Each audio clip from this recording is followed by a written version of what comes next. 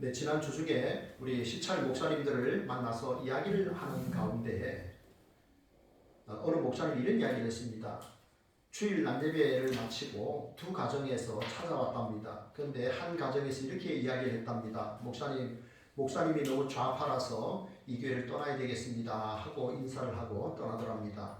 그런데 또 한 가정이 찾아와서 이렇게 말하더랍니다. 목사님이 너무 우파라서 교회를 떠나야 되겠습니다 하고 두 가정이 떠났다고 합니다.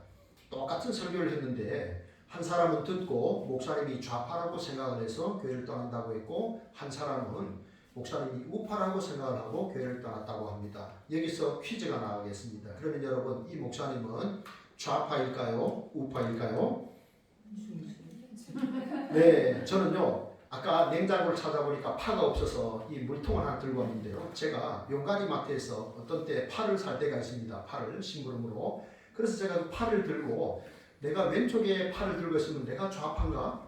또 이게 오른쪽으로 넘어가면 내가 우파인가? 이런 생각을 하면서 파를 들고 한번 혼자 웃었던 적이 있습니다. 여러분, 우리가 믿는 하나님은 좌파일까요? 우파일까요? 네, 우리는 성경을 통해서 하나님에 대해서 좀 더 바르게 우리가 알아가야 하겠습니다. 오늘 성경을 통해서 우리는 하나님은 어떤 분이신지 우리가 함께 알아보기를 원합니다. 자, 하나님은 어떤 분이실까요? 자, 첫째, 시작. 미리 정하신 하나님. 네, 오늘 29절에 보면요, 하나님이 미리 아신 자들을 또한 그 아들의 형상을 본받게 하기 위하여 미리 정하셨으니 라고 했습니다. 무엇을 정하셨다는 뜻일까요? 에베소서 1장 4절에서 말씀합니다. 곧 창세전에 그리스도 안에서 우리를 택하사 우리로 사랑 안에서 그 앞에 거룩하고 흠이 없게 하시려고 그 기쁘신 뜻대로 우리를 예정하사 예수 그리스도로 말미암아 자기의 아들들이 되게 하셨으니, 이는 그가 사랑하시는 자 안에서 우리에게 거저 주시는 바 그의 은혜의 영광을 찬송하게 하는 것이라. 쉽게 말하면 로마서에서는 하나님이 왜 우리를 하나님의 자녀로 미리 정하셨는가? 네, 예수님의 형상을, 예수님의 모습을 본받게 하기 위해서 하나님 우리를 하나님의 자녀로 미리 정하셨다라고 했고, 또 에베소서를 보면 하나님의 영광을 찬송하게 하기 위해서 하나님 우리를 미리 정하셨다라고 말씀을 하고 있죠. 여러분, 하나님께서 세상을 창조하시기도 전에 우리를 하나님의 자녀로 택하셨다. 그런데 하나님이 기뻐하시는 뜻대로 하나님이 그 일을 하신다는 겁니다. 여러분, 하나님께서 하나님의 일을 하시겠다는데 우리가 무슨 할 말이 있겠습니까? 그죠? 그리고 하나님은 전지하시고 전능하신 하나님이십니다. 실수가 없으신 하나님이십니다. 그 하나님께서 당신의 기뻐하시는 뜻대로 행하신다면 그것은 옳은 것이고 선한 것입니다. 여러분, 땅을 기어다니는 그 개미가 어떻게 사람을 다 이해할 수 있겠습니까? 피조물인 우리 인생이 어떻게 하나님을 다 이해할 수 있겠습니까? 우리는 여러분, 그 전능하신 하나님께서 창세전에 나를 미리 예정하시고 택하시고 하셨다는 그 사실 앞에서 여러분, 우리가 먼저 할 일은요, 감사합니다. 감격하는 거예요. 그렇게 늘 감사하며 살기를 바랍니다. 여러분, 저는요, 어렸을 때 이제 저희 집에 TV가 들어온 게 이제 중학교 다닐 때 이제 TV가 들어왔습니다. 초등학교 다닐 때는 TV가 없어서 친구 집에 가서 이렇게 TV를 본 적이 많이 있었습니다. 뭐 김일 선생께서 레슬링을 할 때라든지 전우라고 하는 드라마가 나올 때, 그때는 꼭 친구 집에 갔는데 이제 TV 없는 아이들이 많다 보니까 친구 어머니가 방문을 열어주셨습니다. 그래서 가끔은 친구들이 이제 친구 집에 밥을 먹는 그런 모습도 보곤 했는데요. 어떤 때는 제가 그런 것을 보다가 나도 부잣집에서 태어났으면 참 좋았겠다. 그리고 어렸을 때 꿈은 나도 탤런트가 되는 것이었습니다. 왜냐하면 탤런트가 되면 저렇게 공짜로 밥도 맛있게 먹을 수 있겠구나 하는 생각에 그런 생각을 한 적이 있었습니다. 여러분, 부잣집에 태어나는 걸 얼마나 좋아요, 그죠?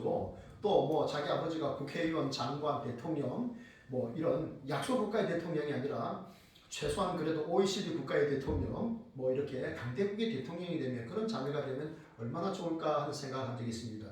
여러분, 우리는 그분들의 자녀들을 부러워하죠. 왜 그럴까요? 그 자녀들의 부모의 권세 때문입니다. 그 자녀의 부모가 가진 그 지위 때문에 우리가 부러워하게 되는 것이죠. 여러분은 예수님을 나의 구세주, 나의 주인으로 믿으십니까? 아멘. 확실히 믿으십니까? 아멘. 네, 그렇다면 저와 여러분 누구의 자녀일까요? 하나님의 자녀입니다. 영접하는 자, 곧 그 이름을 믿는 자들에게는 하나님의 자녀가 되는 권세를 주셨으니 아멘. 여러분, 과거에 우리 아메모사, 여러분 잘 아시죠? 아메모사가 가지고 있는 마패를 보게 되면 말의 숫자가 다릅니다. 오사라는 말은 임금님 어자입니다. 사자란 임금님이 시켜서 일을 하는 사람이라는 것입니다. 아멘이라는 말은 뭡니까? 비밀리에 왔다는 것입니다. 비밀리에 임금님의 사명을 받아서 온 사람이 아메모사입니다. 그가 가진 마패의 권세는 엄청납니다. 이제 오사는 무엇을 해야 되겠습니까? 그 지역의 고을의 관리가 일을 제대로 하는가를 잘 감찰을 하고, 그리고 잘못한다 싶으면은 마패를 꺼내들고 그가 외칩니다. 아메모사 출게요 하면은 어디선가 수십 명의 사람들이 몰려와서 사또를 포박을 하고 죄를 묻는 그런 모습을 보게 되죠. 여러분이 하나님의 자녀가 되었다면, 확실히 믿는다면 여러분 영적인 마패를 사용하시기 바랍니다. 아멘. 하나님의 권세가 있는 마패입니다. 마음껏 하나님의 이름을 부르시고 그 권세를 누리시기를 바랍니다. 여기 성경에 미리 아셨다라는 단어가 사도행전 2장 23절에도 나오는데요. 이렇게 말씀합니다. 그가 하나님께서 정하신 뜻과 미리 아신 대로 내준 바 되었다. 그가라는 말은 예수님이십니다. 예수님께서 하나님이 정하신 뜻과 하나님이 미리 아신 대로 십자가에 내주었다라는 것입니다. 여러분, 예수님의 십자가 사건은 어느 날 우연히 갑자기 얼떨결에 생긴 사건이 아닙니다. 예수님의 십자가 사건은 하나님이 세상을 창조하시기도 전에 미리 아시고 미리 예정하셨던 사건입니다. 우연한 사건이 결코 아니었습니다. 여러분, 예수님께서 왜 이 땅에 오셔야만 했을까요? 왜 이 땅에 오셔서 사람의 몸을 입고 오셔서 십자가에서 죽기까지 하셨을까요? 우리를 살리시기 위함입니다. 하나님은, 성부 하나님은 십자가에서 거룩한 막교환을 하셨습니다. 어쩌면 하나님 편에서는 손해보는 막교환이었습니다. 아들의 목숨을 내어주시고 우리를 살리셨습니다. 우리를 살리시기 위하여 예수님이 땅에 오셨습니다. 죽기 위해서 예수님 이 땅에 오셨습니다. 그것이 하나님이 성자를 향한 미리 정하신 그 뜻이었습니다. 여러분, 참 이제 3월 달까지 올 한 해 이제 4분의 1 이제 시간들이 지나고 있는데요. 여러분 참 어떠셨습니까? 참 세상살이 힘들지, 참 녹록지 않다는 것을 우리가 알게 됩니다. 그죠? 참 어렵습니다. 여러분, 요셉의 우리가 삶을 우리가 작년에 많이 살펴봤잖아요. 작년 1년 동안 창세기를 살펴보았는데 창세기 37장에서 마지막까지가 요셉의 이야기입니다. 어마어마한 사건이죠. 그죠? 자, 그런데 그 요셉을 보십시오. 어려서 참 야곱이 사랑하는 라헬에게서 난 아들 아닙니까? 얼마나 사랑했습니까? 그래서 채색 옷을 입혔습니다. 그것은 가장 사랑하는 아들이라는 것입니다.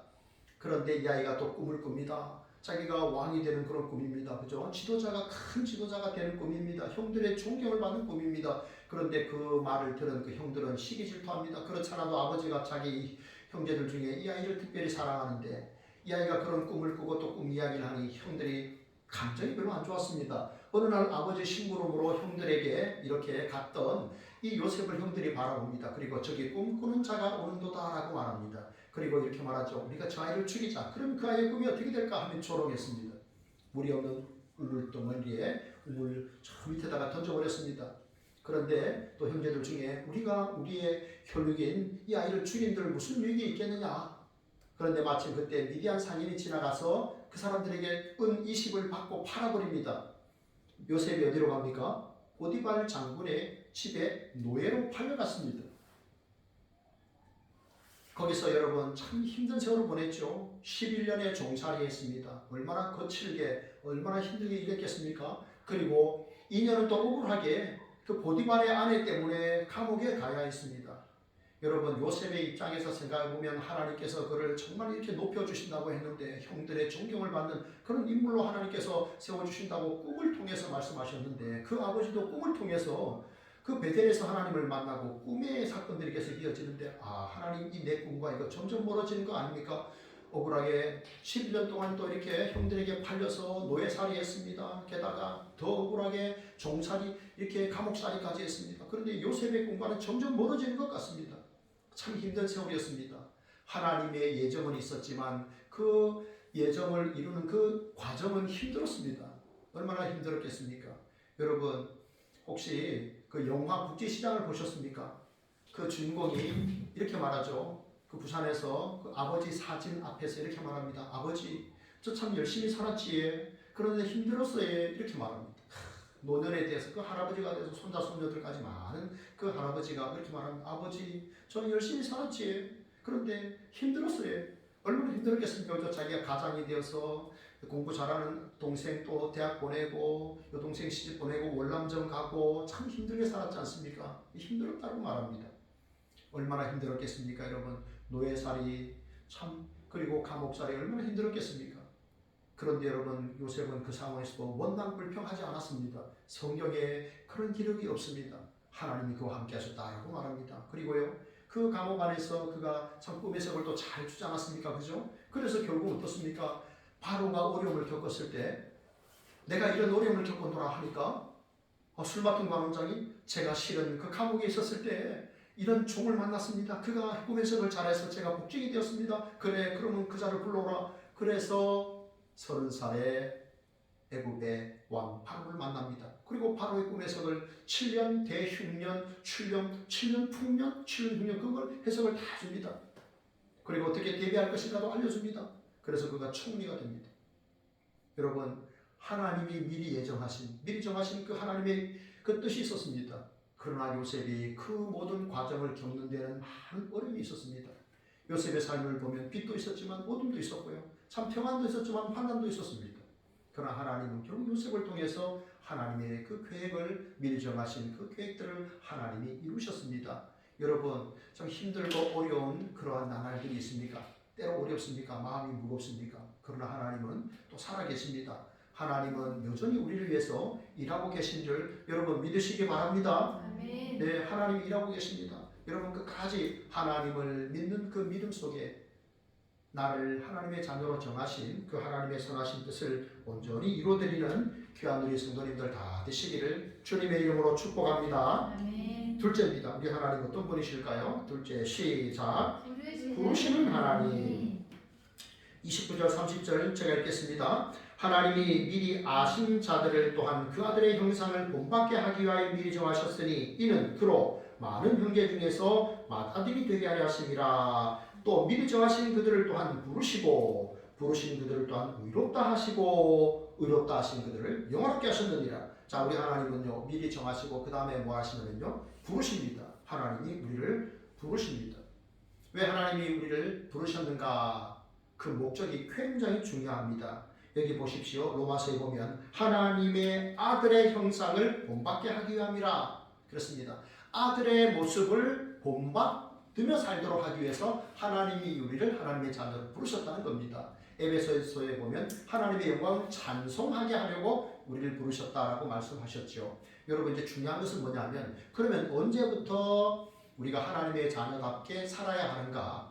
하나님의 아들의 형상을 본받는 삶을 시작해야 하는가? 그게 굉장히 중요합니다. 그 시점입니다. 하나님은 미리 예정하셨죠. 창세전에 우리를 하나님의 자녀로 예정하셨는데 하나님의 자녀로 살아가는 시점 그게 우리에게 중요하죠. 그죠? 네, 내가 하나님의 부르심을 받았을 때부터입니다. 그 부르심이 언제부터냐? 내가 예수님을 믿는 순간부터입니다. 내가 예수님을 하나님의 자녀로 믿는 그 순간부터 내가 하나님의 자녀로 예수님의 모습을 본받는 삶을 살아가야 됩니다. 하나님의 예정하심이 주님이 나를 부르시는 그 시간 그때부터 우리에게 적용이 된다는 것을 알 수가 있지요. 그러면 제가 세 가지로 말씀을 드리겠습니다. 우리가 하나님의 아들 예수님을 본받기 위해서 특별히 오늘 세 가지를 한번 생각해 보기 원합니다. 첫째는 뭐냐면 언행일치입니다. 언행일치. 언행일치가 뭡니까? 말과 행동이 하나 되는 겁니다. 우리의 말이 보증수표가 되셔야 됩니다. 예수님께서요 제자들에게 이렇게 말씀하신 적이 있습니다. 그들이 말하는 바는 행하고 지키되 그들이 하는 행위는 본받지 말라. 이 무슨 말이냐면 예수님이 당시에 바리새인 서기관 이런 종교 지도자들의 모습을 보고 제자들에게 하신 말씀입니다. 뭐라고 했습니까? 그들이 말하는 바는 행하고 지키되 그들이 행하는 행위는 본받지 말라. 말은 번제를 잘했는데요. 말은 참 그럴싸하게 잘했는데 행동이 따라주지 않았다 하는 것입니다. 여러분, 언행일치는 세상에서도 요구하는 아주 높은 수준의 윤리입니다. 언행일치입니다. 우리의 언행이 뒤따라오는 사람들에게 길이 되기 때문에 여러분, 언행일치의 삶을 살기 위해서 여러분 부단히 힘쓰시기를 바랍니다. 예수님 말씀하셨습니다. 요한복음 10장 27절에 보면 내 양은 내 음성을 들으며 나는 그들을 알며 그들은 나를 따르느니라. 내 양이 내 음성을 듣는다는 것, 그냥 귀로만 잘 듣는다는 것일까요? 순종을 잘한다는 것이죠. 우리 자녀들이 내 말을 잘 들어요 하는 말은 순종을 잘한다는 것입니다.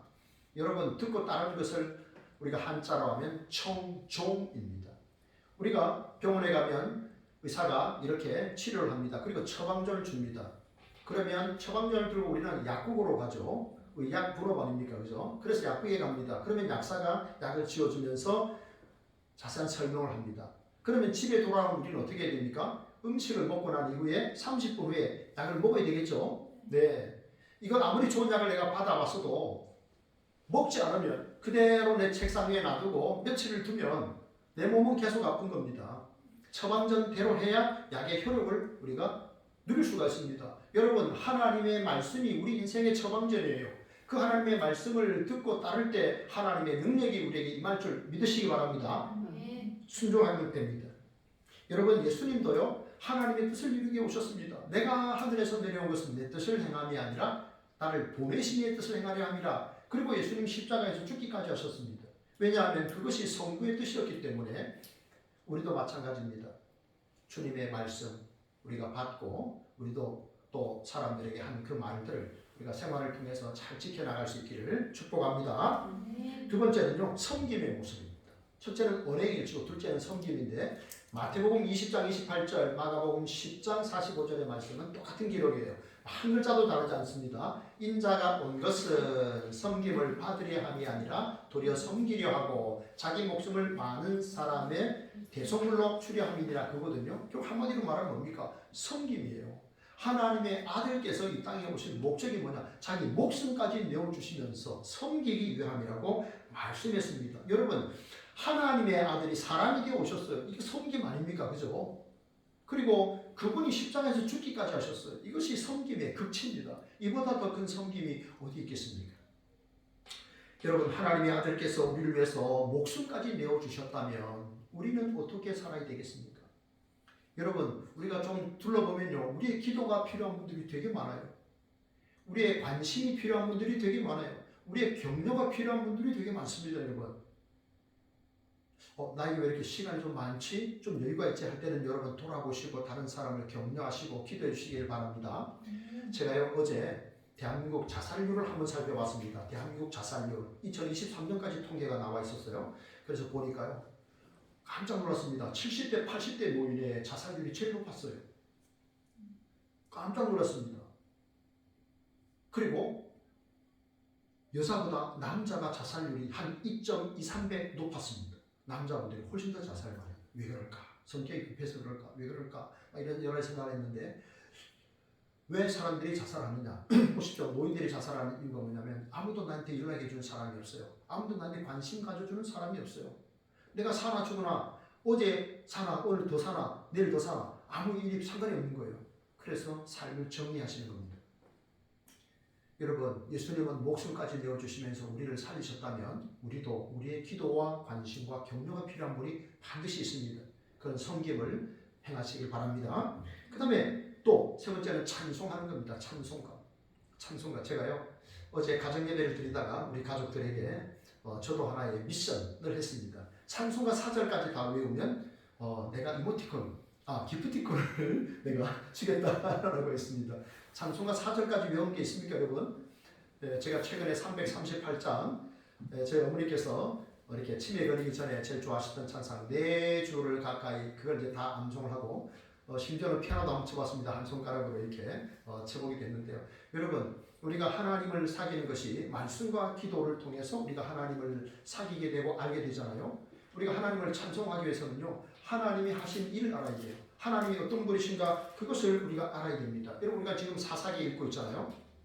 사사기를 보면 여호수아 죽고 났습니다. 그리고 여호수아 시대의 장로들이 다 이제 돌아가신 다음에 그 다음에 일어난 세대를 성경에 보면요, 다른 세대라고 말합니다. 아니 부모가 자녀를 낳았으면 다음 세대가 돼야 되는데 다른 세대라고 했습니다. 왜 그럴까요? 그들은 하나님을 알지 못했고 하나님이 이스라엘을 위하여 행한 일을 알지 못했다라고 했습니다. 하나님을 모르고 하나님이 우리를 위해서 무슨 일을 행하셨는지를 모르니까 다른 세대가 된 거예요. 여러분 우리는요 전화하는 사람 이런 사람들은 친한 사람에게 전화합니다. 친한 사람에게 카톡을 보냅니다.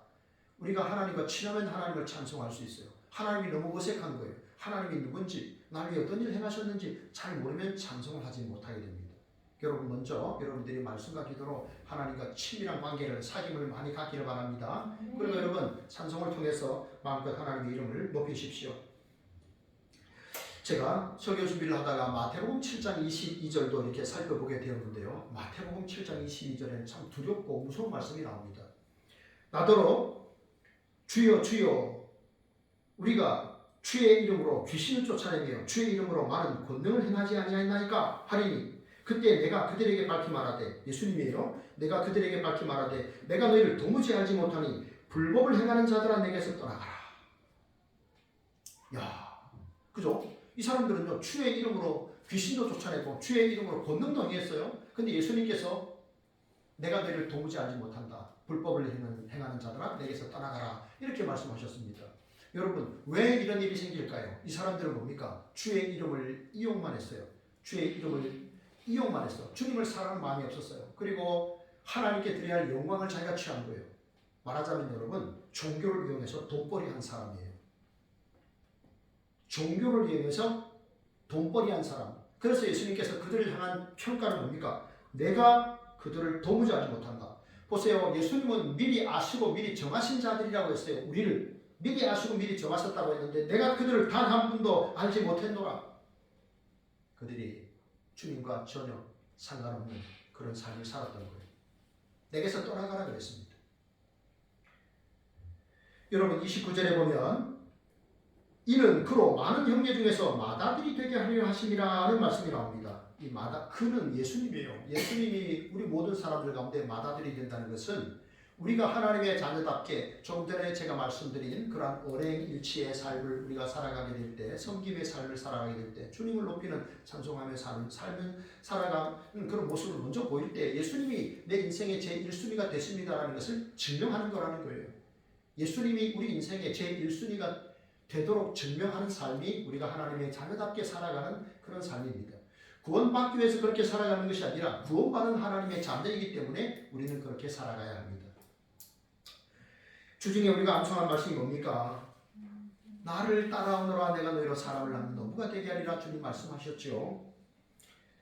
여러분 주님을 따라가시기 바랍니다. 끝까지 따라가시기 바랍니다. 열심히 따라가시고 지속적으로 따라가시기 바랍니다. 그러다가 어느 날 문득 우리가 주님 앞에 서게 되는 날이 있을 것입니다. 그때에 사랑한다 아들아 사랑한다 내 딸아 내가 너를 잘 아노라 수고했노라 이렇게 여러분 주님의 위로를 얻고 또 상을 얻는 우리 성도님들 다 되기를 진심으로 바랍니다. 마지막 세 번째입니다. 자, 하나님은 어떤 분이실까요? 다 같이 시작. 의롭다 하시는 하나님. 그렇습니다. 30절 보십시오. 그들을 또한 의롭다 하시고 의롭다 하신 그들을 또한 영화롭게 하셨느니라. 여러분 성경에 보면 의인은 없나니 하나도 없다라고 했습니다. 의인은 없습니다. 그런데 하나님께서 그들을 의롭다 하셨습니다. 어떻게 죄인인 우리가 의인이 될까요? 여러분 아직도 내가 죄인인지 의인인지 혼돈이 되십니까? 여러분 죄인이 의롭게 되는 방법이 뭘까요? 죄값을 치르면 됩니다. 죄값을 다 치르면 죄인이 의롭게 되는 것이죠.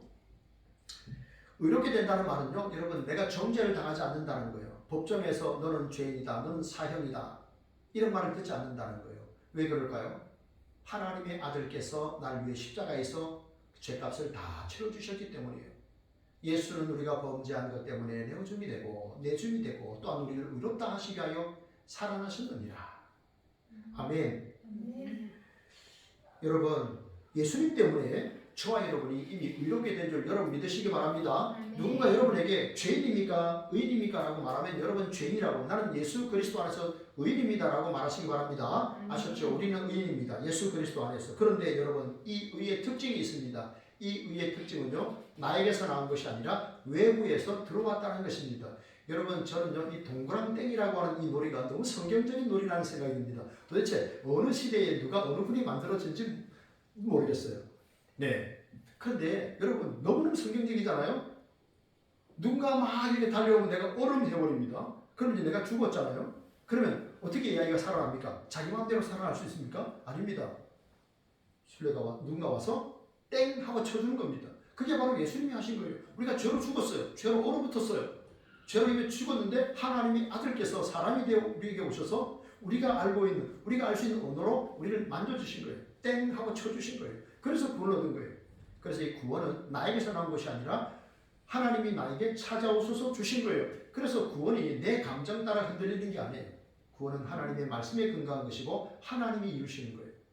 그래서 우리는 이 의로움을 전가된 의로움이다라고 합니다. 이 전자는 굴을 전자입니다. 가짜는 시집갈 가짜인데 굴로 들어온 거예요.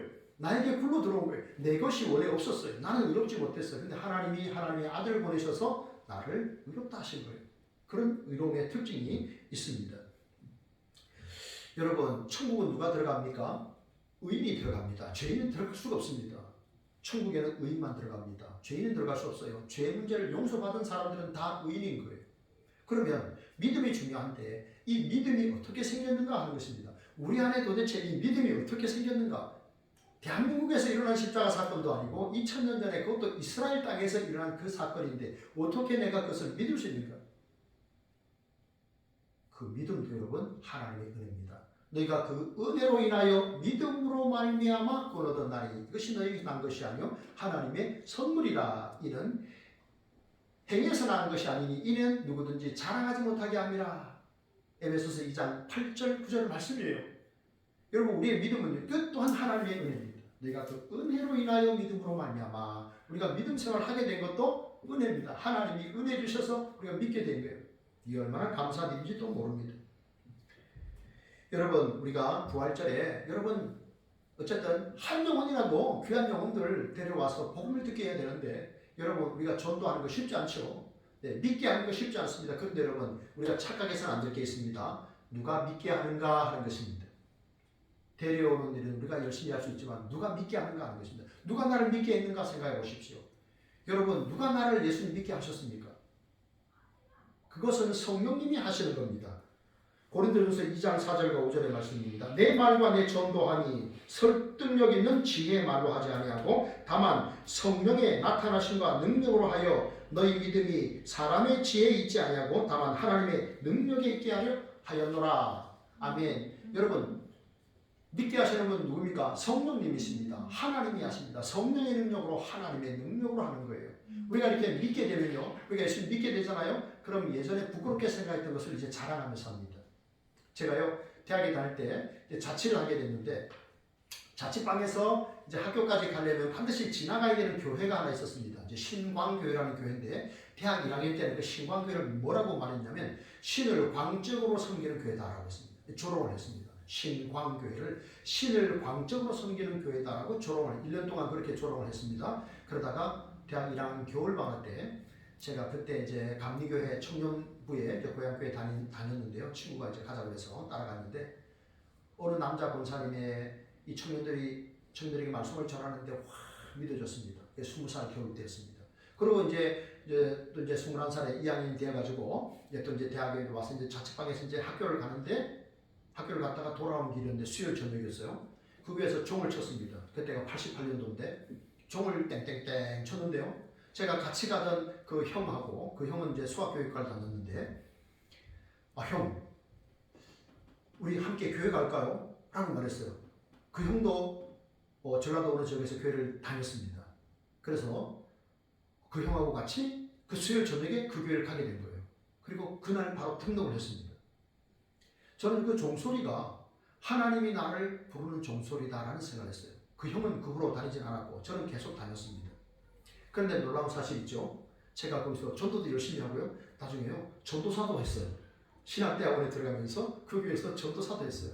그리고 그 교회에서 아내를 만나가지고 결혼하게 됐어요. 할렐루야. 너무 놀랍죠, 그죠? 신을 광적으로 섬기는 교회라고 조롱을 했습니다. 신을 적당히 섬길 것이지 신을 광적으로 섬기는 교회라고 막 조롱을 했어요. 네, 그러던 제가 그 교회를 가게 되고 심지어 그 교회 전도사까지 하게 될 줄 누가 알았겠습니까? 대학 1학년 때. 네, 참 하나님의 놀라운 은혜죠. 예전에는 참 부끄럽게 생각했습니다. 신을 광적으로 섬기는 교회. 그런데 예수님 믿고 보니까 얼마나 기쁜지. 야, 우리 교회 같이 가자.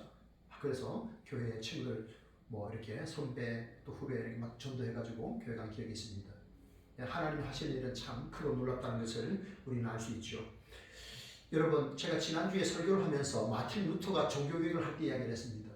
마틴 루터가 우리가 구원받는 것이 이 돈 주고 면죄고 이 면벌고 종이 한 장 사서 구원받는 것이 아니라 예수님을 믿어서 구원받는다. 그렇게 말씀을 드렸죠. 그때 그렇게 하면서 막 이렇게 반박문을 내고 할 텐데 마귀가 찾아온 겁니다. 루터를 찾아왔어요. 그리고 이제 종이에 루터가 지은 죄를 종이를 보고 읽는 거예요. 네가 어렸을 때 이런 죄를 지었지. 너 심지어 결혼하고도 이런 죄를 지었잖아.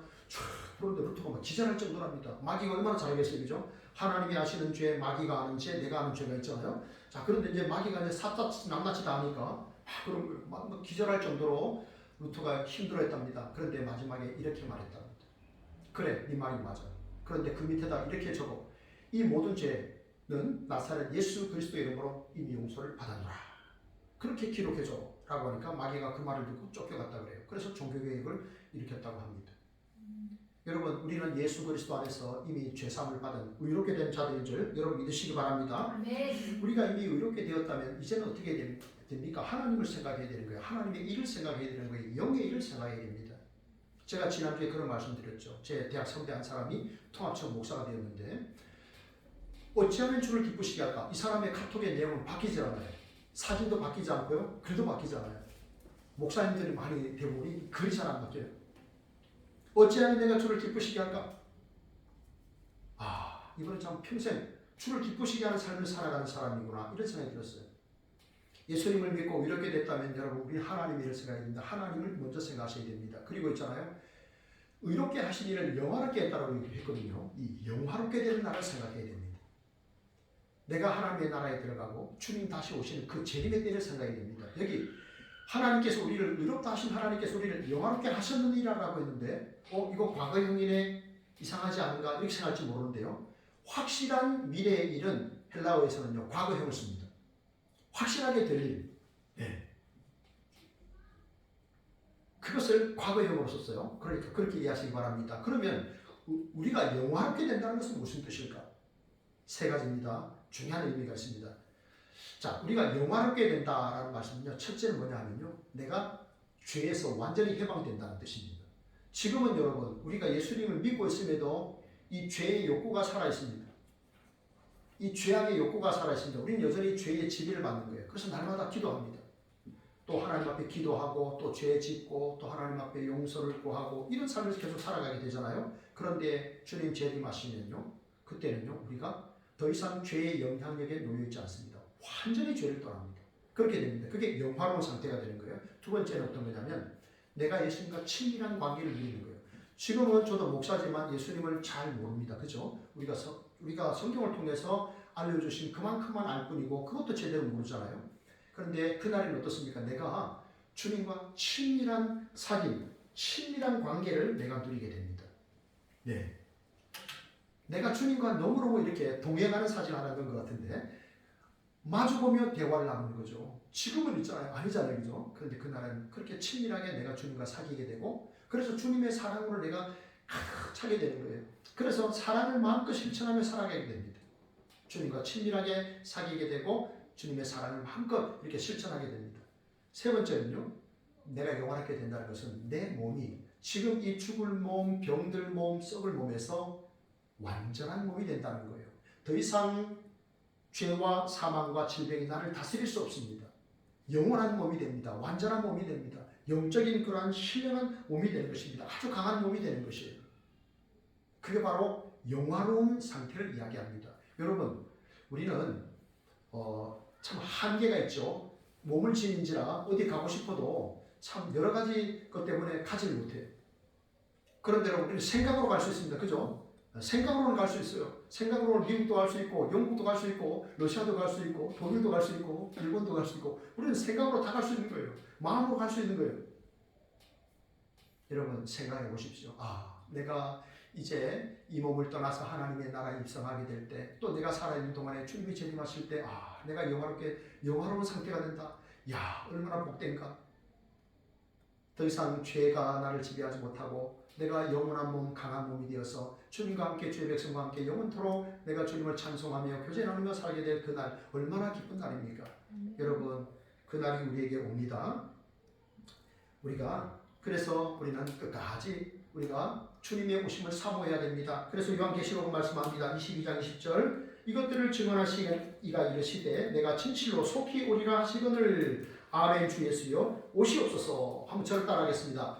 아멘. 주 예수여 오시옵소서. 아멘. 주 예수여 오시옵소서. 한 번 더 시작. 아멘. 주 예수여 오시옵소서. 끝까지 여러분 주님의 오심을 소망하면서 믿음을 지키셔서 이 세상에서는 또 하나님께 영광 돌리고 많은 사람을 축복하며 끝까지 믿음을 지키며 살아가는 우리 성도님들 다 되시기를 진심으로 바랍니다. 아멘. 네, 우리 함께 찬양하겠습니다. 마라나타, 우리 찬양하겠습니다.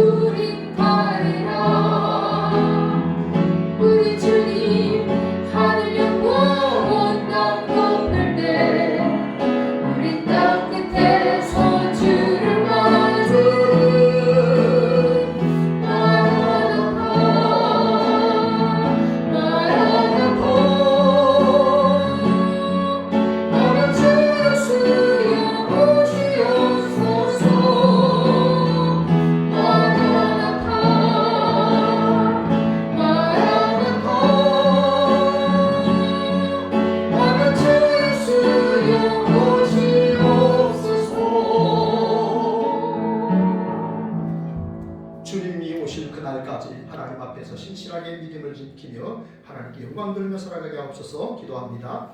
하나님